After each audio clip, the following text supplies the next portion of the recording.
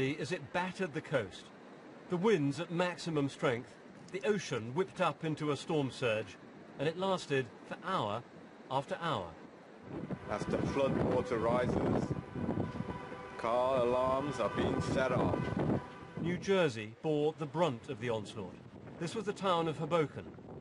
This amateur footage shows how at this stage there was still some power, but floodwaters were filling the streets.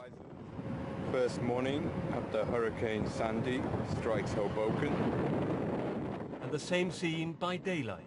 The place paralyzed after the storm surge had swept inland, far more extensively than forecast. Along the New Jersey coast, a trail of destruction. Just inland, an extraordinary sight, what looks like snow. In fact, it's sand, vast quantities of it blown off the shore and into the streets. Here it was the wind that did the damage. Other areas suffered more from flooding. Overall, the impact has been devastating.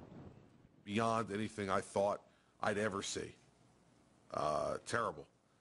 And so we need to remain patient. Let the waters recede, and then we can go in and make a full assessment about rebuilding that area of the Jersey Shore. But it is a devastating sight right now. What's made this superstorm so damaging is its sheer size, stretching over 1,000 miles as it hit the coast, and it's still got a lot of potential to cause harm. The fastest winds at 65 miles per hour were less fierce than forecast, and they're now slowing down. But the storm surge was worse than expected, peaking at almost 14 feet. That's about 4 meters in New York Harbor, a record intensified by the high tide and a full moon. Now the storm is mixed up with a cold weather system, icy air from Canada.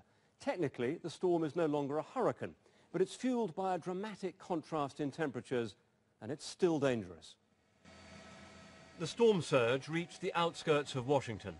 The good news is that most people listened to the warnings and got out of harm's way.